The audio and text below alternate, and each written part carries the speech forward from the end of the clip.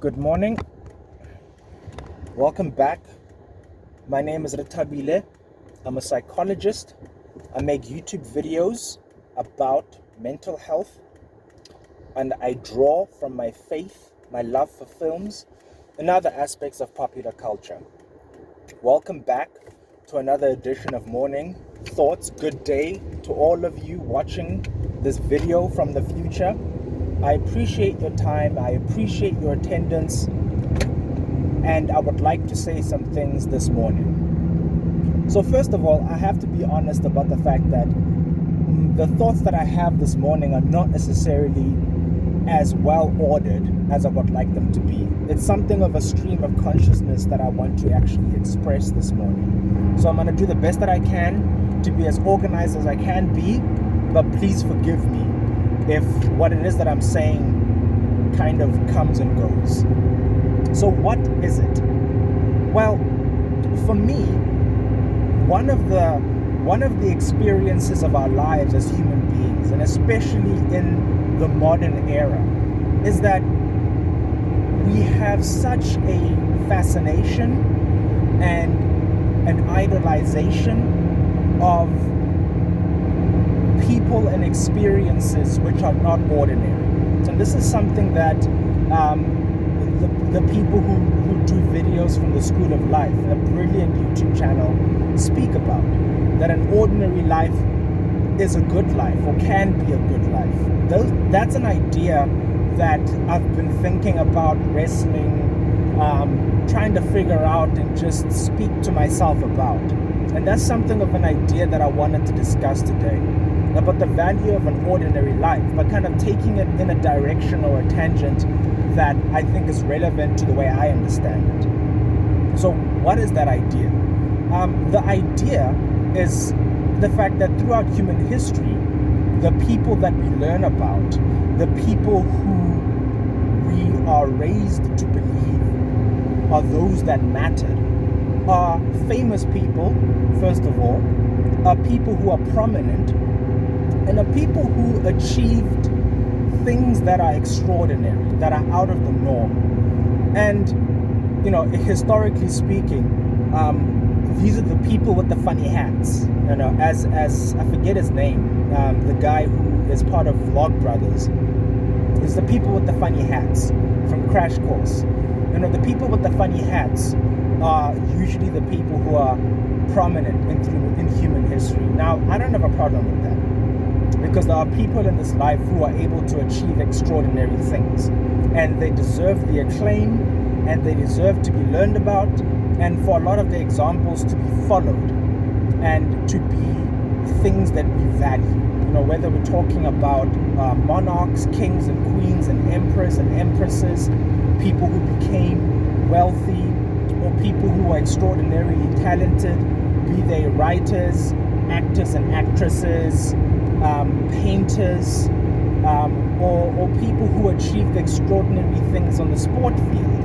We're talking about athletes of various sports, politicians, statesmen and women who are able to achieve amazing things on the stages of history. There's nothing wrong with being able to look up to such people. There's nothing wrong with that. And I think it's a very good thing, and it's a necessary thing, because they exemplify values which are important to have in our society. But there can be a problem with that, and it's one which is becoming more and more clear in the 21st century. And that is, it's increasingly making those of us who are living an ordinary life, who are not going to become prominent, who are not going to become famous, who are not going to become significantly wealthy, and who are not going to have books and films made about us, start to feel bad about the kind of life that we live, because our lives are not prominent, because we're not famous, because we aren't powerful. Because the fact of the matter is, most people in life are not going to have those kinds of experiences. Chances are that's not what's going to happen to you. And that's because the people that we idolize, the people that we look forward to, are, statistically speaking, they're outliers. There's going to be far fewer of them than there are of us. Those of us who live ordinary, everyday lives. So we have normal jobs, we have normal occupations, we have normal families, and we live in normal, ordinary houses, and we wear normal clothes, and we have a normal amount of Instagram followers. Most people are never going to know about us. The people who are going to know about us, who are going to know about the story of our lives, are people who are closest to us. Our friends are going to know about us. Our families are going to know about us. And thing is, past a certain amount of time after we die, our memory is generally going to be lost to history. It's not like our grave is going to become a pilgrimage site for people 500 years from now. Our graves are going to be forgotten. People are not going to know who we are. Past maybe 1 or 2, 3 generations, I mean, most people at least don't know who their great grandparents were, unless they made deliberate effort to find out about their family tree. You don't know who they are. You don't know what they did. You don't know how they lived. And not because they didn't matter, but because you've lost historical connection to them. Does that make their lives less significant? No. Because their lives contributed to the story of what your life became. So they're valuable. And this is one of the things that I believe our society is struggling with today. And I think it's something that we're grappling with, because so much of the way that we have built modern life, it selects for prominence, it selects for fame, it selects for power, it selects for people whose lives are outliers, whose lives are extraordinary. I mean, since a long time ago, the people who have the pictures drawn of them, the paintings made of them, the statues built for them, are people who are prominent. But what about us? What about us ordinary people? What it is that I believe is something that is worthwhile as a value taking on is the value of ordinariness, because there is a deep and important value in being able to understand the importance of your life in the context of history. And I think this is something that ordinary people lose touch with. So think about the achievements of any prominent person, any prominent person actually. The achievements of these people would be impossible without the actions and support of ordinary people. So let's say we think about it in terms of the wealthy people in our day and age. Part of the reason why it could be argued that meritocracy is a myth in very important ways. I don't think it can be thrown out with the bathwater, as it were. I think meritocracy exists, but in our society it's been warped and it's been bent because of corruption and privilege. But meritocracy, as it is often described by people who are famous, by people who are wealthy today, this idea that anyone can be self-made is nonsense. There are no self-made people. Every time I hear the words of a self-made billionaire, I feel like getting sick, because there are no self-made billionaires. Okay, Caitlyn, what is it? One of the Jenners, Caitlyn Jenner, didn't make herself. She's a billionaire because her Instagram followers supported her, that people are buying her makeup. Beyonce Knowles is not self-made to the extent that people buy her records and attend her concerts.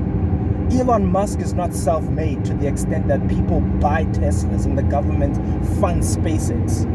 Mark Zuckerberg is not self-made to the extent that 1 billion or more people subscribe to Facebook, and he's able to sell their data to advertisers and marketers. There are no self-made billionaires. They require support from millions and billions of ordinary people. Without us, they cannot exist. And that's important to understand. As an ordinary person, you have power, you have influence. Let's talk about people from ancient history. People that we idolize and worship. Julius Caesar, Alexander the Great. Julius Caesar wouldn't have been able to become what he became, the dictator for life of Rome, and achieve the kind of wealth and power that he was able to build without his legions. Without the support of Marcus Crassus, without the support of Mark Antony, it's impossible. He wouldn't have been able to achieve it. And it's those human beings, those soldiers, who took him on their shoulders and built up his legacy with their blood, with their lives. could say the same thing about Octavian, who eventually became Augustus, the first official emperor of Rome. The only reason why he was able to become Augustus is because of his armies, because of his legions, where he defeated his rivals.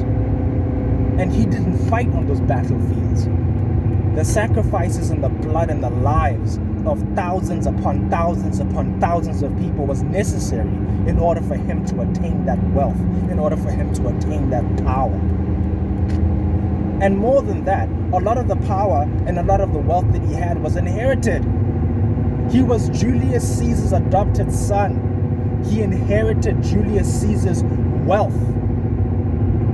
Alexander the Great. The only reason we're able to remember him is because he supposedly went undefeated in battle. So that's great. But how does Alexander go undefeated in battle and conquer the Persian Achaemenid Empire and expand it all the way to the borders of India? It's because of the thousands and thousands and thousands of people that his soldiers killed, and also because of the rivers of blood that his soldiers bled for him. How many of his soldiers do we know about? How many of his officers and administrators do we know about? The people who built his empire and ran his empire. How many of those do we know about? And yet the lives of those hundreds of thousands of ordinary people made the name of Alexander the Great possible. And yet the only person with the statues and the only person with the history books is Alexander himself.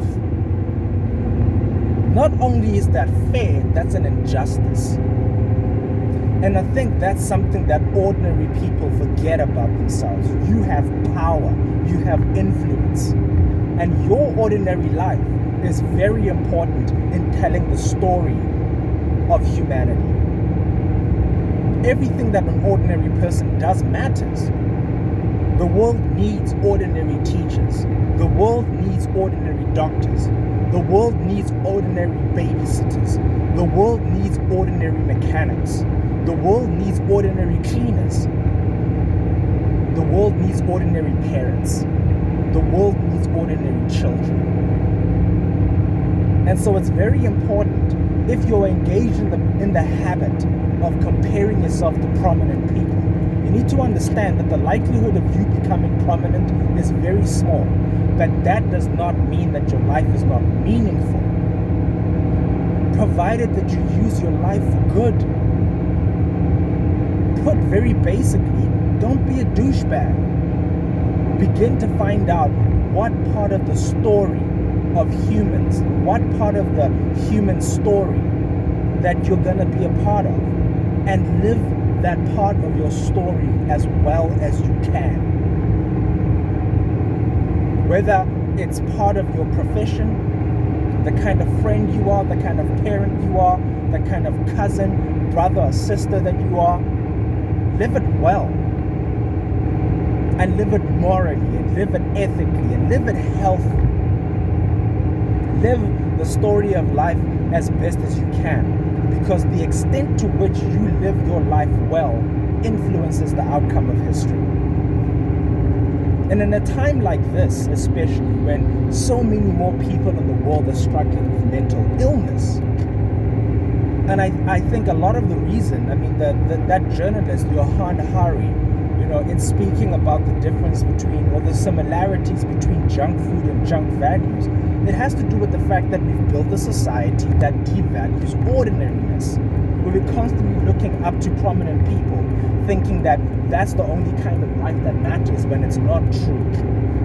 That what we deeply need as a society is genuine vulnerability, genuine connection, genuine transparency, relational connection. But we've managed to build a society that selects for the complete opposite, for people who invalidate their deepest needs, for people who think that being a certain kind of way is the best way to be. When in fact, you being the way that you are, you living into your deepest talents, you living into your deepest values, you living a life that makes you genuinely healthy. And please understand, happiness is good, and I'm fine with being happy. But happiness on its own is not a value in life that I believe is worth chasing. If you live a healthy life, it makes it more likely that you're going to be happy. But chasing happiness on its own is not going to make you healthy. It's not a good enough reason or good enough value by which to live your life. Live for health, and it makes it much easier to be happy. And especially when the time comes that you're not going to be happy, because life is what it is. For as long as you maintain a value for health, you'll be able to find your way back to happiness. And so that's part of the things that I've been thinking today and more recently. Your ordinary life is a powerful life. Live it well. Live it healthy. Don't chase after prominence for its own sake. Now, if you happen to be the person who's going to live a prominent life, live it respectively. Respect the power that you have. Respect the influence that you have. Because the story of your life is going to have I was about to say much more powerful. That's wrong. It's going to have a very different effect on history. So respect that power. Because, as Peter Parker's grandfather or uncle, whoever, with great power comes great responsibility. Don't abuse that power. Fate has granted to you that prominence. Use it wisely. But to everyone else like me, those of us who are going to live ordinary lives, don't devalue them. Don't devalue your ordinary life. But just like the scriptures teach us, you have to find the part that you play in the broader body of the human species. Find your place in the body. If you're a foot, be a foot. If you're a hand, be a hand. If you're a finger, be a finger. If you're an eyelash, be an eyelash. It's important that you function in as healthy a way as possible, because you contribute to the broader and bigger story of the human species. Don't look down on the place of life that you have. Play your position. Play your part well. Your part has value. Your part has meaning. Your part has purpose. Don't waste your time looking up to people that are not in line with your purpose. Find your purpose. Find your health. Find the activities and the people in your life who are going to contribute to your deep health. People who help you to be physically healthy. People and activities that help you to be emotionally healthy. People and activities that help you to be spiritually healthy. People and activities that help you to be psychologically healthy. Invest your energies into that, and you'll find your place in the body. You will find your place in history. Make that your focus. So that's the thought that I have for this morning. I hope that it has been helpful. I hope that it has been useful. And I would like to pray for you an amazing day, whatever time in the future that you are watching this. And just be awesome. I love you. I love all of you. Okay, bye-bye.